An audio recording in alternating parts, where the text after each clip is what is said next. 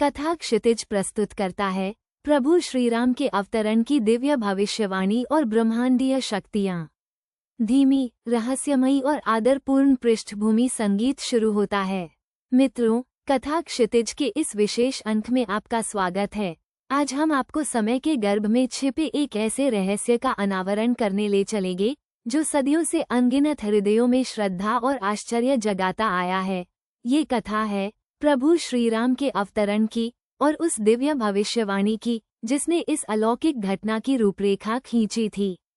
कल्पना कीजिए एक ऐसे युग की जब धरती पर अधर्म का बोलबाला था, बुराई की छाया हर ओर फैल चुकी थी और मनुष्यों के मन में भय और निराशा घर कर चुकी थी।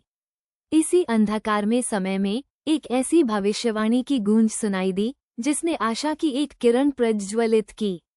यह कोई साधारण भविष्यवाणी नहीं थी, बल्कि स्वयं ब्रह्मांडीय शक्तियों द्वारा रची गई एक योजना का हिस्सा थी। शास्त्र कहते हैं कि जब जब धरती पर धर्म की हानि होती है और अधर्म बढ़ता है, तब तब स्वयं नारायण, सृष्टि के रचयिता, किसी न किसी रूप में अवतरित होते हैं।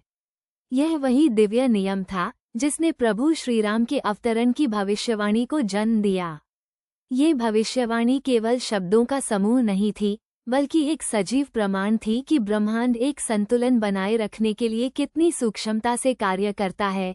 ये भविष्यवाणी केवल मनुष्यों द्वारा ही नहीं, बल्कि देवताओं, ऋषियों और यहाँ तक कि प्रकृति के कण कण द्वारा भी महसूस की जा रही थी। ऐसा प्रतीत होता था मानो पूरा ब्रह्मांड एक विशेष घटना की प्रतीक्षा कर रहा हो। ग्रहों और नक्षत्रों की चाल में एक अद्भुत समन्वय दिखाई दे रहा था।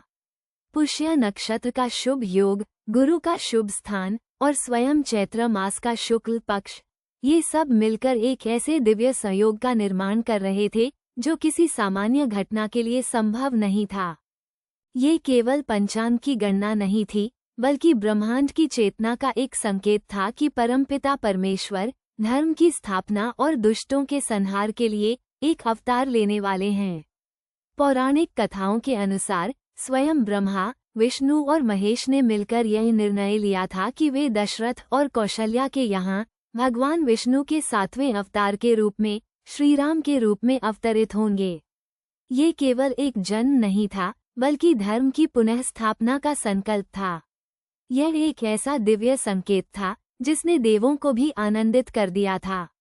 ये भविष्यवाणी एक ढांचे की तरह थी जिसके भीतर ब्रह्मांडीय ऊर्जाएं सजीव हो उठी थीं।